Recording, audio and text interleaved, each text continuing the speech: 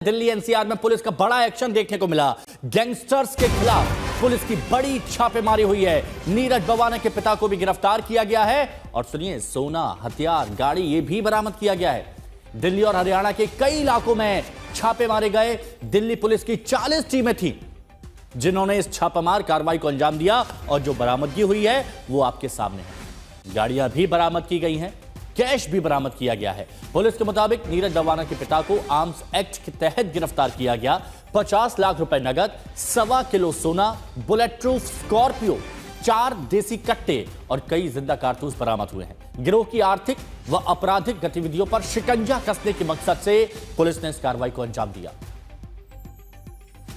और अब बात उन गैंगस्टर्स की जो यूपी पुलिस को चुनौती दे रहे हैं। बरेली में एक्ट्रेस दिशा पाटनी के घर गोली और फिर गाजियाबाद में उनका एनकाउंटर और उसके बाद रोहित गोदारा गैंग की धमकी। इस पूरे मामले में यूपी एसटीएफ ने साफ किया है कि बदमाश कहीं भी हो, कोई भी हो, बचेगा नहीं। अब तो ऐसा लगता है कि इस बयान की आड़ में इस गैंग ने ये जबरन कहानी बनाई।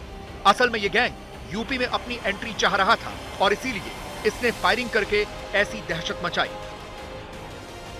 लेकिन अब लगता है कि ये मामला यही नहीं रुकने वाला, क्योंकि इस गैंग की तरफ से अब सीधे यूपी पुलिस को ही धमकी दे दी गई है।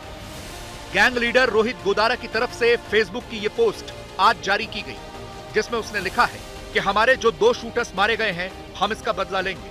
ये एनकाउंटर हमारे जीवन की बहुत बड़ी क्षति है। ये ढेर नहीं, शहीद हुए हैं।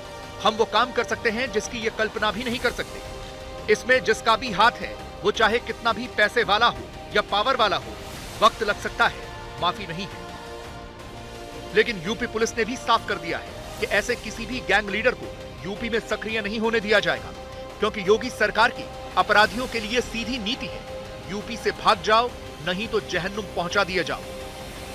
उत्तर प्रदेश शासन की अपराध के प्रति जीरो टॉलरेंस की नीति है। कोई भी ऐसी घटना जो जनता में खौफ पैदा करती है अथवा कानून व्यवस्था को डिस्टर्ब करती है, उसको टॉलरेट नहीं किया जा सकता। इस घटना को चैलेंज की तरह लेते हुए यूपी पुलिस ने लगातार इन अपराधियों को ट्रैक करने की कोशिश की। साथ ही गोल्डी बरार द्वारा ये सोशल मीडिया पर मैसेजिंग भी की गई कि ये घटना उसके द्वारा कराई गई है, जो साफ तौर से गैंग का खौफ उत्तर प्रदेश में फैलाने की कोशिश थी। इस केस में यूपी पुलिस ने तत्काल कार्रवाई की है। 12 सितंबर को बदमाशों ने फायरिंग की थी और 17 सितंबर को सिर्फ 5 दिनों के अंदर एनकाउंटर हो गया। इसीलिए अब दिशा पाटनी के पिता जगदीश पाटनी मुख्यमंत्री योगी आदित्यनाथ का धन्यवाद कर रहे हैं। जगदीश पाटनी खुद यूपी पुलिस के अधिकारी रह चुके हैं। मैं माननीय मुख्यमंत्री उत्तर प्रदेश श्री योगी आदित्यनाथ जी का अपने तथा अपने परिवार की ओर से धन्यवाद ज्ञापित करता हूं। जैसा उन्होंने मुझे विश्वास दिलाया था और उसी के अनुरूप इतने कम समय में अपराधियों को ढूंढकर इतनी कठोर कार्रवाई की। 4 में से 2 बदमाशों का तो एनकाउंटर हो गया, लेकिन 2 अभी फरार हैं।